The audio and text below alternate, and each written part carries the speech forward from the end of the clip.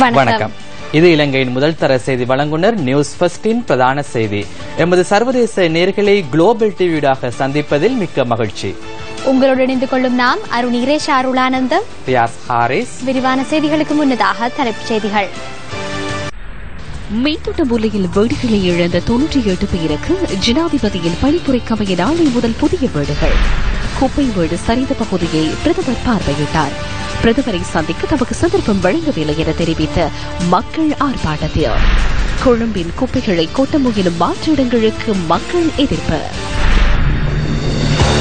மீத்தொட்ட முல்லையில் குப்பை மேடு சரந்தமையினால் வீடுகளை இழந்தவர்களுக்கு புதிய வீடுகளை வழங்கும் நடவடிக்கையை நாளை முதல் ஆரம்பிப்பதற்கு அரசாங்கம் தீர்மானித்துள்ளது.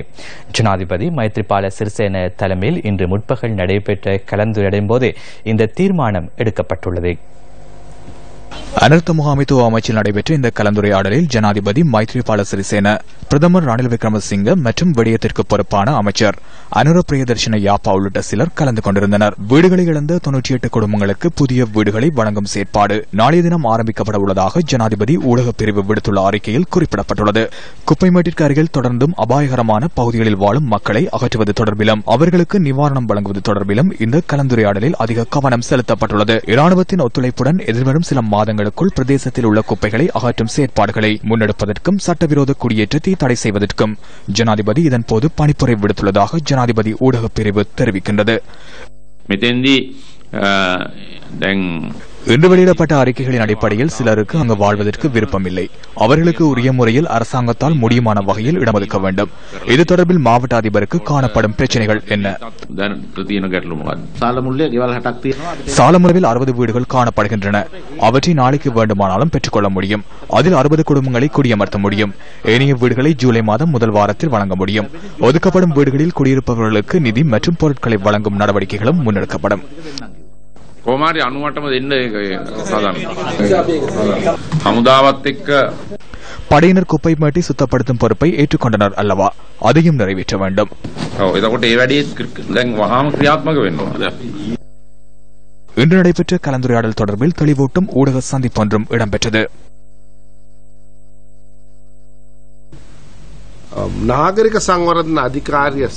நகர அபிவிருத்தி அதிகார சபையிடம் 60 வீடுகள் தற்போது தயாராக உள்ளன.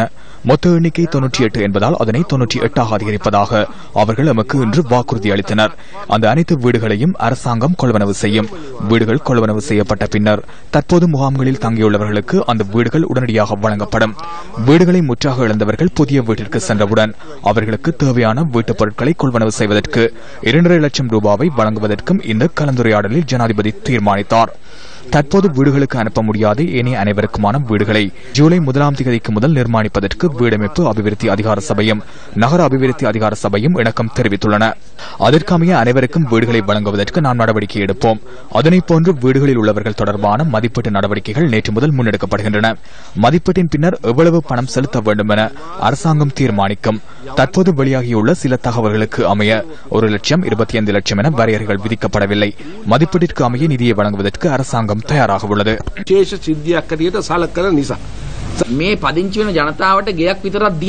குடியமர்த்தப்படும் மக்களுக்கு வீடுகளை மாத்திரம் வழங்குவது போதுமானதாக அமையாது. அவர்களின் அனைத்து சொத்துகளும் அழிவடைந்துள்ளன. 2.5 லட்சம் ரூபாய் வீதம் வழங்குவதற்கு ஆலோசனை வழங்கப்பட்டுள்ளது. இந்த செயற்பாடுகள் முன்னெடுக்கப்பட்டால் இந்த அனர்த்தத்தின் ஊடாக ஏற்பட்ட மன அழுத்தத்திலிருந்து மக்கள் மீண்டும் யதார்த்த வாழ்க்கைக்கு திரும்புவார்கள். இந்த திட்டங்கள் சிறந்தவை, அவை ஏற்றுக்கொள்ளப்பட்டுள்ளன. இவற்றை உடனடியாக நடைமுறைப்படுத்தப்பட வேண்டும். இதனை செயற்படுத்தும் பொறுப்பை அரசாங்கம் ஏற்றுள்ளதாக அமைச்சர் பொறுப்புடன் கூறியுள்ளார்.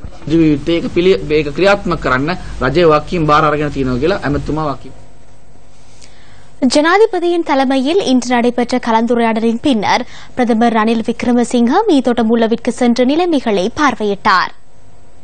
எமக்கு ஒழித்து சிலர் சென்று தமக்கு தேவையான விடயங்களை பேசிவிட்டு வருகின்றனர். இந்த இடத்தில் இடம்பெற்ற விடயங்களை கூற எவரும் இல்லை. கமாண்டோவில் ஒருவர் எமக்கு செல்ல இடமளிக்கவில்லை. பிரதமர் இருப்பதாக கூறினார். எனினும் எம்மை செல்ல விடாமல் மறைத்துக் கொண்டிருந்தனர். மீத்தோட்ட மூலைக்கு வந்த பிரதமர் தமது பிரச்சினை தொடர்பில் கவனம் செலுத்தவில்லை என தெரிவித்து மக்கள் இவ்வாறு ஆர்ப்பாட்டத்தில் ஈடுபட்டனர். பிரதேசத்தின் மீட்பு நடவடிக்கை ஒருங்கிணைப்பு மற்றும் முறைப்பாடுகளை பதிவு செய்யும் ராகுல வித்தியாலயத்திற்கு பிரதமர் முதலில் சென்றார். அங்கு இடம்பெறும் செயற்பாடுகள் தொடர்பில் இராணுவத்தின் உயர் அதிகாரிகளிடம் பிரதமர் கேட்டறிந்து கொண்டார். ஒவ்வொருவரும் போக வேண்டிய இடங்களை அடையாளம் கண்டுள்ளோம். அங்குலானைக்கு போவதில்லை அல்லவா? அந்த வீடுகளுக்கு செல்லும் வரை உங்களது பொருட்களை பாதுகாத்துக் கொள்ளுங்கள். அதுவரையும் நெல் சந்தைப்படுத்தல் சபை கட்டிடத்தில் தங்கியிருங்கள். ஒரு சிறிய கொடுப்பனவை இதற்காக வழங்குவோம். திருப்தியடையும் வகையில் நான் நிவாரணத்தை வழங்குவேன். மீத்தோட்ட மூலையில் குப்பை மேடு சரிந்து விழுந்த பகுதியையும் பிரதமர் பார்வையிட்டார்.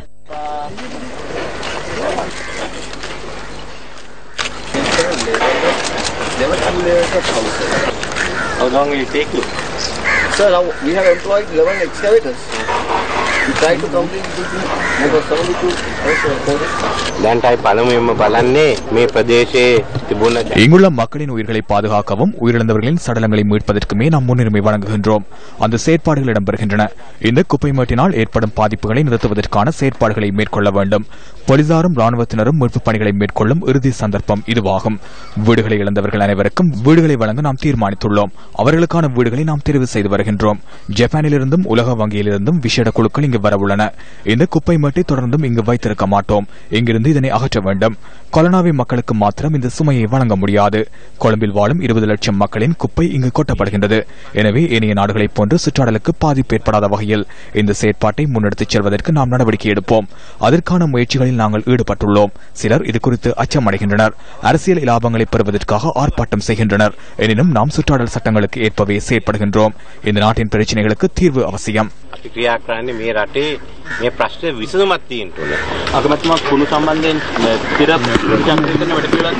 நாம் செய்து கொண்டு செல்கின்றோம். அதற்கு தேவையான புதிய சட்டங்களை உருவாக்க வேண்டும்.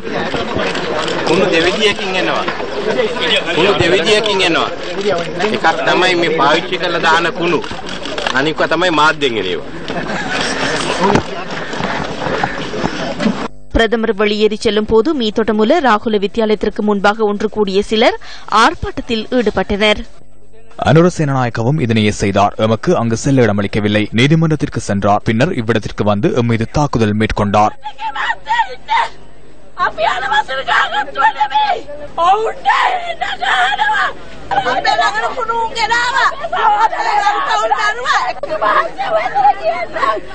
நாம் கும்பிட்டு கூறுகின்றோம், எமக்கு கதைக்கு இடமடியுங்கள். நாம் இன்றும் துன்பங்களை எதிர்கொள்கின்றோம். எமக்கு பணத்தில் பிரயோசனம் இல்லை. எமது சடலத்தை தூக்க சகோதரன் ஒருவரை இருந்தார். அவர்கள் வருகிறார்கள், ஒளிந்து செல்கிறார்கள்.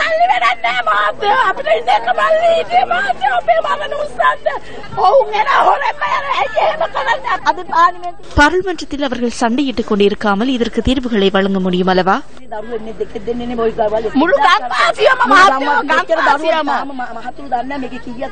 இராணுவம் என்ற வகையில் எம்மால் முடிந்த அனைத்து விடயங்களையும் செய்வோம். உங்களுக்கும் முடியுமான அனைத்தையும் செய்வோம்.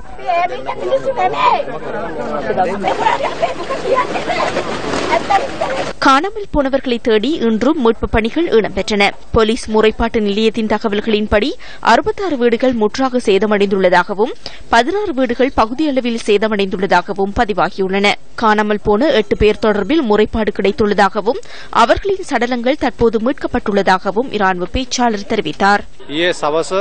நேற்று மாலை வரை 32 பேரின் சடலங்கள் மீட்கப்பட்டிருந்தன. இவர்களில் 8 சிறுவர்களும் உள்ளடங்குகின்றனர். மீட்பு பணிகள் தொடர்ந்தும் இடம்பெறுகின்றன.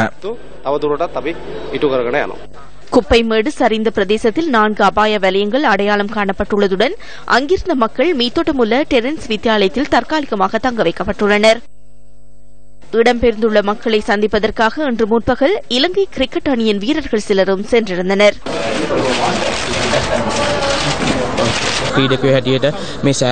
இவர்கள் அனைவரும் கிரிக்கெட்டை நேசிக்கின்றவர்கள். இங்கு வந்து பேசும்போது அது நன்கு புலனாகியது. கிரிக்கெட் நிறுவனம் என்ற வகையில் எம்மால் முடியுமான அனைத்து உதவிகளையும் எதிர்காலத்தில் செய்வோம்.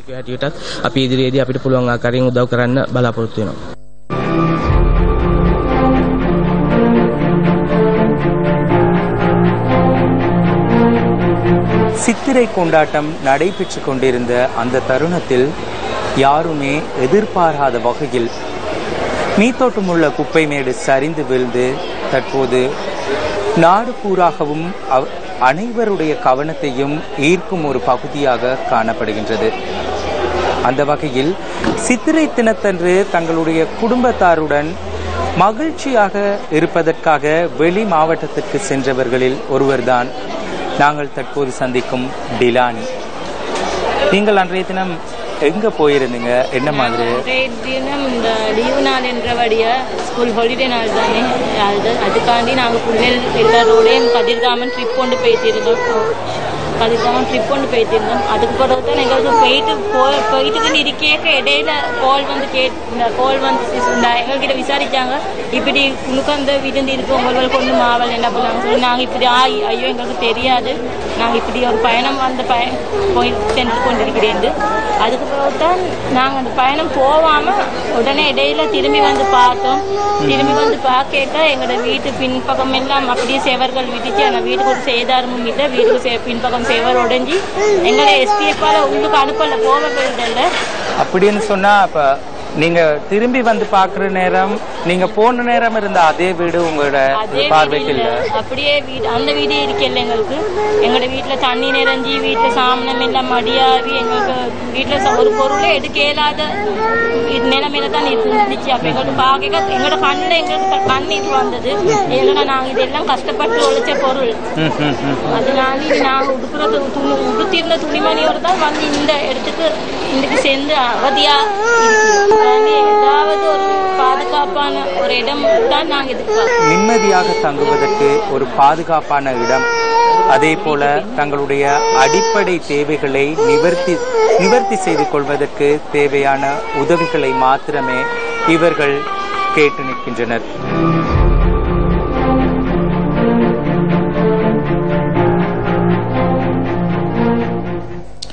முன்னாள் ஜனாதிபதி மஹிந்த ராஜபக்ச முன்னாள் அமைச்சர் ஜான்ஸ்டன் பெர்னாண்டோவுடன் இணைந்து குர்நாகலில் புது வருட பிறப்பை கொண்டாடினார்.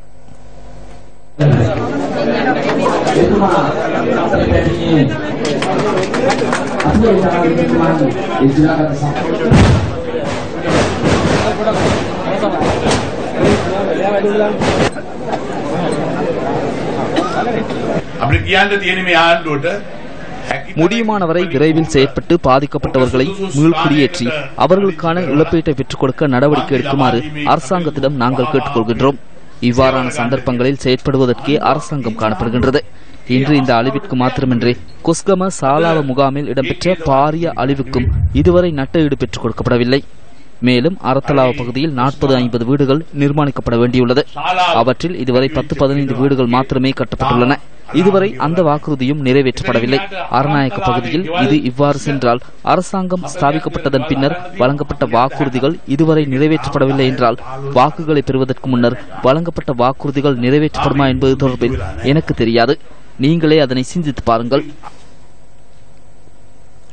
தேசிய ஐக்கிய முன்னணி ஊடகவியலாளர் சந்திப்பு ஒன்று இன்று ஏற்பாடு செய்திருந்தது.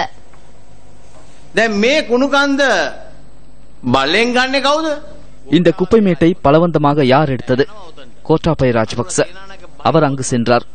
அனுர சேனாநாயக்கவும் சென்றார். எதிர்ப்பு தெரிவித்த அனைவர் மீதும் தாக்குதல் மேற்கொள்ளப்பட்டது. கண்ணீர் புகை பிரயோகம் மேற்கொள்ளப்பட்டது. மக்களின் தலையை உடைத்தனர். நேற்றைய ஊடகவியலாளர் சந்திப்பொன்றில் வாசுதேவ நாணயக்கார கொலைக்காரர் ஒருவர் தொடர்பில் கருத்து தெரிவித்தார். யார் அந்த கொலைக்காரர்? நான் நீதிமன்றத்துக்கு சென்றேன், மேலும் சிலரும் சென்றனர் என அவர் கூறினார். கோட்டாபய ராஜபக்சவின் அழுத்தத்தின் கீழ் முன்னாள் பிரதம நீதியரசர் சரத்தன் சில்வா இதற்கான தீர்வொன்றை வழங்கியிருந்தார். இந்த 2 ஏக்கரில் குப்பைகளை கொட்டுங்கள். குப்பைகளை கொட்டுவதற்கு எதிர்ப்பு தெரிவிக்கின்றவர்களை நீதிமன்றத்தை அவமதித்தவர்களாக கருதி உடனடியாக சிறையில் அடையுங்கள் என கூறப்பட்டது. ஹெல்பிங் அம்பாந்தோட்டை திட்டத்தின் நிதியை ராஜபக்ச குடும்பத்தினர் கொள்ளையடித்தனர். மஹிந்த ராஜபக்ச குற்றவாளி என கபீர் ஆசிம் வழக்கு தாக்கல் செய்தார். அந்த வழக்கிற்கு என்ன நேர்ந்தது? கபீர் ஆசிமுக்கு 1 லட்சம் அபராதம் விதித்து திருடனை காப்பாற்றினார்கள். இதனை நாம் கூறவில்லை, அவரே கூறினார். ஒவ்வொருவரை வரவழைத்து கலந்துரையாடி தேவையான வகையில் தீர்ப்புகளை வழங்கிய ஒருவரே சரத்தன் சில்வா. தற்போது பேசப்படும் முகுந்தனை சிபிஎன் செய்மதியை கொண்டு வந்து உபகரணங்களை வழங்கிய சந்தர்ப்பத்தில் இவை எல்டிடியினருக்காக கொண்டுவரப்பட்ட பொருட்கள் என தகவல் வழங்கினார். உடனடியாக சென்று அதனை சுற்றி வளைத்தனர். பௌத்த தொலைக்காட்சி ஒன்றுக்கு இந்த உபகரணங்களை வழங்க வேண்டும் என சரத்தன் சில்வா தீர்ப்பு வழங்குகின்றார். எல்டிடிஇயினருடையது என கைப்பற்றப்பட்ட முகுந்தன் கனகேவின் பொருட்களே அந்த பௌத்த தொலைக்காட்சியில் உள்ளன. இவ்வாறான செயற்பாடுகளில் அதிக அளவில் ஈடுபட்ட ஒருவராக சரத்தன் சில்வா இருக்கிறார். அவர் வழங்கிய தீர்ப்புகள் தொடர்பில் கதைப்பதாயின் எனக்கு முழு நாள் கூட போதாது. சிரச டிவி சட்டன அரசியல் விவாத நிகழ்ச்சியில் கலந்து கொண்டு மக்கள் விடுதலை முன்னணியின் பாராளுமன்ற உறுப்பினர் சுனில் ஹந்துன்னத்தி இவ்வாறு கருத்து வெளியிட்டார். ටොරොන්ටෝ වලට මම මේ ළඟදී යන අවස්ථාව ලැබුණා කැනඩාවේ. அண்மையில் டொரண்டோவுக்கு செல்வதற்கு சந்தர்ப்பம் கிடைத்தது. கனடாவின் டொரண்டோவில் மீள் சுழற்சி திட்டம் ஒன்றை இலங்கையைச் சேர்ந்த சுதேஷ் என்ற இளைஞர் முன்னெடுக்கின்றார். பிளாஸ்டிக்கினூடாக அவர் மீள் சுழற்சி செய்யும் குழாயை டெக்சாஸுக்கு அனுப்புகின்றார். அதனூடாக பாரிய வருமானத்தை ஈட்டுகின்றார். அவரிடமிருந்து பிளாஸ்டிக்கை கொள்வனவு செய்வதற்கு நகரசபை நிதி செலுத்துகின்றது. மீதோட்டம் உள்ளவிற்கும் அவர் இந்த திட்டத்தை முன்வைத்தார். அனுமதி வழங்கப்பட்டது. அனுமதி வழங்கப்பட்ட சந்தர்ப்பத்தில் முக்கிய அமைச்சர் ஒருவரின் பிரதிநிதி ஒருவர் வருகை தந்து தரகு பணம் வேண்டாம், எனினும் இந்த திட்டத்தின் 50% உரிமையை அமைச்சருக்கு வழங்குமாறு கூறினார். சுதேஷ் இலங்கையிலிருந்து மீண்டும் சென்று விட்டார். நான் அவரின் நிறுவனத்திற்கு தனிப்பட்ட ரீதியில் சென்றேன். மீண்டும் வருவதற்கு விரும்பவில்லை.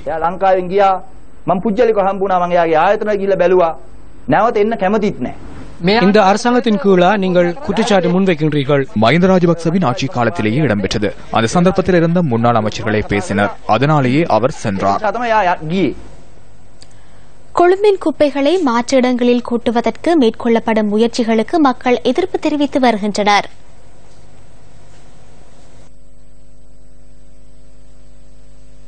கொழும்பின் பல பகுதிகளில் இன்று பதிவான காட்சிகளே இவை. கரதியான தொம்பே, வியாங்குடை, உஸ்வெட்டிகையாவ மற்றும் கொட்டிகாவத்தை என்பன கொழும்பின் குப்பைகளை கொட்டுவதற்கான மாற்று இடங்களாக அடையாளம் காணப்பட்டுள்ளன. கரதியான பகுதிக்கு குப்பை ஏற்றிச் சென்ற வண்டிகளை மக்கள் இன்று திருப்பி அனுப்பினர்.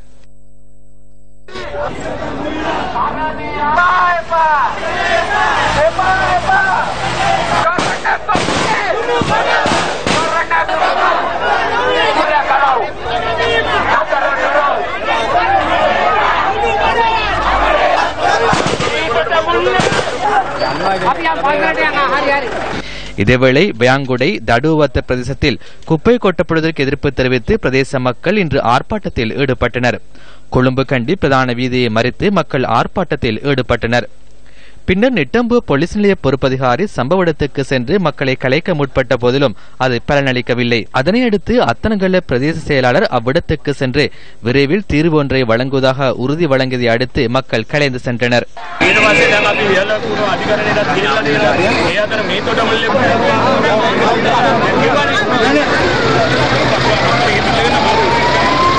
கொழும்பின் குப்பைகள் தமது பகுதியில் கொட்டப்படுவதற்கு எதிர்ப்பு தெரிவித்து தொம்பே, மாளிகாப்பிட்டிய பிரதேச மக்களும் இன்று ஆர்ப்பாட்டத்தில் ஈடுபட்டனர்.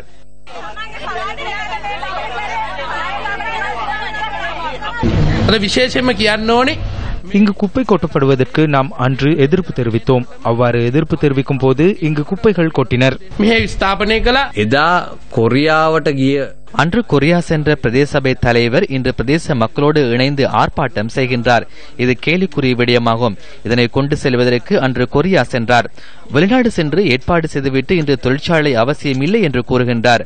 அது பிள்ளையை பெற்றெடுத்த பின்னர் பால் கொடுக்க முடியாது என்று கூறுவதை போன்றது.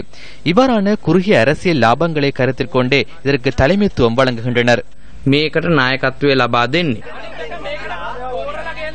பாராளுமன்ற உறுப்பினர் ஹர்ஷன ராஜகர்ணா பின்னர் பிரதேசத்துக்கு சென்று நிலைமையை பார்வையிட்டார்.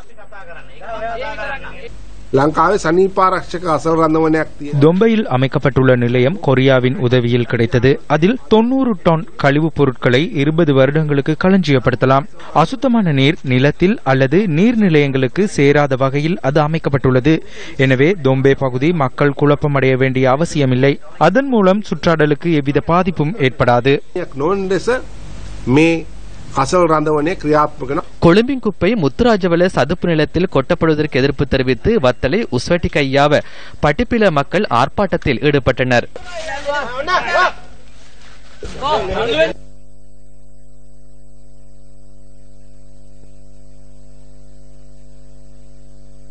கொட்டிகாவத்தை பிரதேச சபையினால் குப்பை கொட்டப்படும் இடத்தில் கொழும்பின் குப்பையை கொட்டுவதற்கு தயாராகுவதாக தெரிவித்து அது தொடர்பிலான கலந்துரையாடல் இன்று கொட்டிகாவத்தை விகாரையில் நடைபெற்றது. அவ்விடத்தில் கொழும்பின் குப்பைகளை கொட்டுவதற்கு இடமளிப்பதில்லை என மக்கள் தெரிவித்துள்ளனர். சில இடங்களுக்கு இதனை எடுத்து செல்ல வேண்டும். அவ்வாறு அங்கு கொண்டு செல்லும் போது சில பகுதிகளில் மக்கள் எதிர்ப்பு தெரிவிப்பதை காண முடிகின்றது. எனினும் அவ்விடத்திலிருந்து கொண்டு செல்வோம் என்பதே அரசாங்கத்தின் நிலைப்பாடு. வேறு பதிலில்லை. பல நாட்களாக வீதியோரங்களில் தமக்கான நியமனங்களை கோரி போராடி வரும் வேலையற்ற பட்டதாரிகளுக்கு இதுவரையில் எவரும் உரிய தீர்வை முன்வைக்க முன்வரவில்லை என்பதே கவலைக்குரிய விடயமாகும். எனினும் விடாமுயற்சியோடு தொடர்கிறது வேலையற்ற பட்டதாரிகளின் போராட்டங்கள். போராட்டம் ஒன்றே தீர்வு என்ற நம்பிக்கையுடன் 58 நாட்களாக மட்டக்களப்பு மாவட்ட வேலையற்ற பட்டதாரிகளின் போராட்டம் தொடர்கின்றது. 58 நாட்களாக தொடர்ந்தும் இவ்விடத்தில் சத்தியாகிரக போராட்டத்தினை நடத்தி வருகின்ற பொழுதும் எந்த ஒரு தீர்வும் அதிகாரிகளாலோ அல்லது அரசியல்வாதிகளாலோ எமக்குரிய தீர்க்கமான முடிவு எட்டப்படவில்லை. தொடர்ந்தும் நாங்கள் அமைதியான முறையில் இந்த சத்தியாகிரக போராட்டத்தினை முன்னெடுக்க இருக்கின்றோம். எத்தனை நாட்களாகினாலும் சரி எமக்குரிய நிரந்தரமான ஒரு உறுதியான தீர்வு எட்டப்படும் வரை எமது இந்த போராட்டத்தினை முன்கொண்டு செல்வோம். 52 நாட்களாக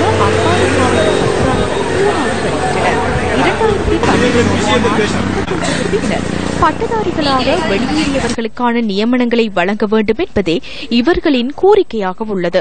மதிப்புக்குரிய முதலமைச்சர் அவர்கள் 2 கிழமைக்குள் எங்களுக்கு தீர்வு பெற்று தருவதாக சொல்லி இன்று 2 மாதங்கள் கடந்துள்ள நிலையிலும் எந்தவிதமான ஆக்கப்பூர்வமான ஒரு தீர்மானமும் இன்னும் பெற்றுத்தரவில்லை. எனவே கிழக்கு மாகாண சபை எங்களுக்குரிய தீர்வினை மிக விரைவாக துரிதப்படுத்தி எடுத்து தருமாறு தாழ்மையுடன் வேண்டுகொள்கிறோம். திருகோணமலை மாவட்ட பட்டதாரிகள் கவனஈர்ப்பு மோட்டார் சைக்கிள் பேரணியொன்றை இன்று ஏற்பாடு செய்திருந்தனர். 49 நாட்களாக போராடி வருகின்ற நிலையில் தமது கோரிக்கை தொடர்பில் விழிப்புணர்வை ஏற்படுத்துவதற்காக இந்த பேரணியை பட்டதாரிகள் முன்னெடுத்திருந்தனர். நியமனம் தரும் வரையும் எங்களுடைய போராட்டத்தை வேறு வேறு வடிவங்களில் மாற்றி செயற்பட்டுக் கொண்டிருப்போம் என்பதனையும் இந்த போலி அரசியல்வாதிகளுக்கும் இது தெரிவித்துக் கொள்கிறோம்.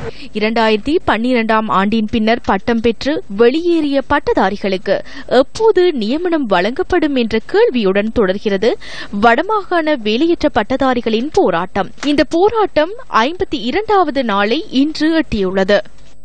இவ்வளவோ பிரச்சனைக்கு மத்தியில நாங்கள் இங்க இருந்து இந்த போராட்டத்தை முன்னெடுத்து கொண்டிருக்கிறோம். எங்களுக்கு நல்ல ஒரு பதில மிக குறுகிய காலத்துல தரணும் என்று பட்டதாரிகளுக்கு பொருத்தமான வெற்றிடங்களை அடையாளம் கண்டு அடுத்த மாதத்தில் இருந்து அவர்களை இணைத்துக் கொள்ளும் திட்டம் ஒன்றை அரசாங்கம் ஆரம்பிக்க உள்ளதாக அமைச்சர் ரஞ்சித் சியம்பலாபிட்டிய தெரிவிக்கின்றார். கொழும்பில் இன்று நடைபெற்ற ஊடக சந்திப்பொன்றிலேயே அமைச்சர் இதனை கூறினார். வேலையற்ற பட்டதாரிகள் மீண்டும் வீதிகளில் இறங்கி போராடும் நிலைமை ஏற்பட்டுள்ளது. வடக்கு கிழக்கு பகுதிகளில் அவர்கள் 3 இடங்களில் ஆர்ப்பாட்டங்களில் ஈடுபடுகின்றனர். முன்னரை விட வித்தியாசமான அரசாங்கம் ஒன்றே தற்போது உள்ளது. ஐக்கிய தேசிய கட்சியும் ஸ்ரீலங்கா சுதந்திர கட்சியும் ஒன்றிணைந்து இணக்க அரசாங்கத்தை முன்னெடுக்கின்றது. ஸ்ரீலங்கா சுதந்திர கட்சியின் பட்டதாரிகள் சங்கத்தின் தலைவர் பதவியை கட்சியின் தலைவரை வகிக்கின்றார். அதாவது தற்போது ஜனாதிபதியே அதன் தலைவராக உள்ளார். அரசு நிறுவனங்களின் அதிகாரிகளை அழைத்து ஜனாதிபதி தலைமையில் இது குறித்து கலந்துரையாடினார். நாமும் அதில் கலந்து கொண்டிருந்தோம். பட்டதாரிகளுக்கான பொருத்தமான வெற்றிடங்களை அடையாளம் கண்டு அடுத்த மாதத்திலிருந்து அவர்களை இணைத்துக் கொள்ளும் திட்டம் ஒன்றை ஆரம்பிக்க இதன்போது இணக்கம் தெரிவிக்கப்பட்டது. போட்டி அடிப்படையில் தகுதியானவர்களுக்கு தகுந்த தொழில்களை வழங்கும் செயற்திறன் மிகு முறையொன்றை இதற்காக கையாள உள்ளோம். மடு எண்ணெய் தொடர்பாக நீங்கள் அறிந்துள்ளீர்கள். எனினும் இந்த வரலாற்று கதை உங்களுக்கு தெரியுமா?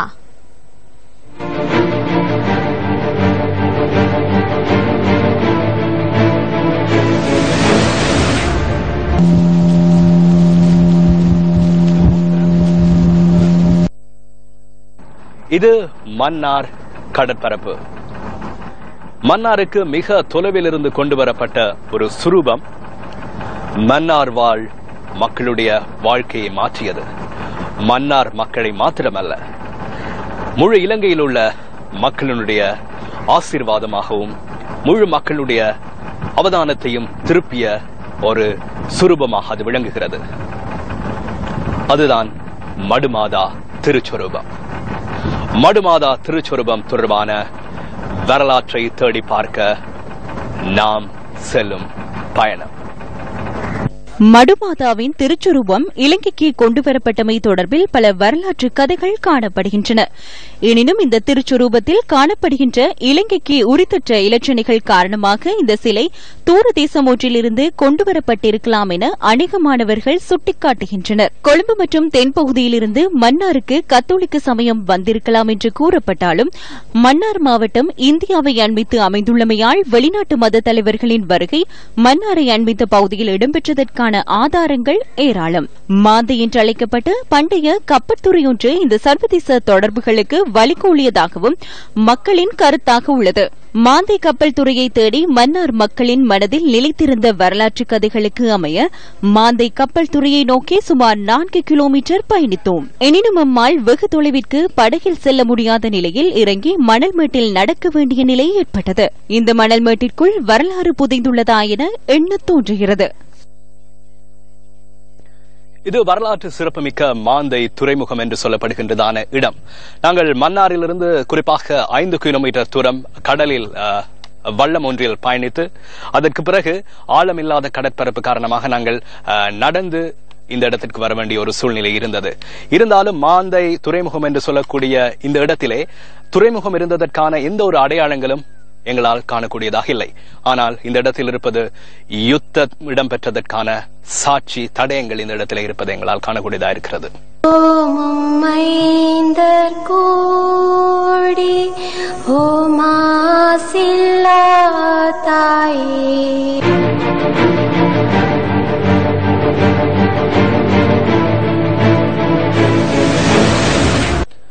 முல்லைத்தீவு கேப்பாப்பிளவு காணி விடுவிப்பு தொடர்பிலான கலந்துரையாடல் ஒன்று மாவட்ட அரசாங்க அதிபர் தலைமையில் இன்று நடைபெற்றது. முல்லைத்தீவு மாவட்ட செயலகத்தில் நடைபெற்ற இந்த கலந்துரையாடலில் அரசியல்வாதிகள், அரச உத்தியோகத்தர்கள், இராணுவத்தினர் மற்றும் கேப்பாப்பிளவு மக்கள் பங்கேற்றிருந்தனர். கலந்துரையாடலின் பின்னர் இராணுவம் விடுவிப்பதாக அறிவித்துள்ள காணியில் மக்களுக்கு சொந்தமான காணிகள் உள்ளடங்குகின்றதா என்பது தொடர்பில் ஆராய்வதற்காக மாவட்ட அரசாங்க அதிபர் உள்ளிட்ட குழுவினர் கேப்பாப்பிளவிற்கு சென்றிருந்தனர். காணி அதிகாரிக்கும் அந்த கூடுதலாக மக்கள் செறிந்து வாழ்ந்த அந்த பிரதேசத்தை சரியாக அடையாளம் காட்டியிருக்கிறார்கள். வீதிக்கு வடகிழக்கு பக்கமாக, வீதிக்கு தென்மேற்கு பக்கமாக இருக்கிற 111 ஏக்கரையும் இராணுவம் விடுவிக்கிறதாக சொல்லியிருக்கிறது. அதற்கு சில கால அவகாசம் கேட்டிருக்கிறார்கள். அவர்கள் பகுதி பகுதியாக விடுவிக்கிறதாக இருந்தாலும் முதலிலே மக்கள் குடியிருந்த பிரதேசங்களை விடுவிக்கும்படியாக நாங்கள் கேட்டிருக்கிறோம். அங்கே மக்கள் கூடுதலாக குடியிருந்த இடங்கள் அல்ல. இப்பொழுதும் உடனடியாக 189 ஏக்கர் விடுவிக்க இருக்கிறார்கள். அதில் 58 ஏக்கர் அரச காணி, மிகுதி தனியார் காணி. அதற்கு பிறகு ஒவ்வொரு மாவட்டத்திலேயும் நாங்கள் இந்த அவர்கள் நிரந்தரமான கட்டடங்கள் எல்லாம் கட்டி இது நீண்ட காலத்துக்கு ராணுவ முகமாக உபயோகப்படுத்துகிற பகுதியாக வைத்திருப்பதாகத்தான் தோன்றுகிறது. சர்வதேச கிரிக்கெட் பேரவையின் உயரிய விருதான ஹால் ஆஃப் ஃபேம் விருதுக்கு இலங்கையின் முன்னாள் சுழல்பந்து ஜாம்பவான் முத்தையா முரளிதரன் தெரிவு செய்யப்பட்டுள்ளார்.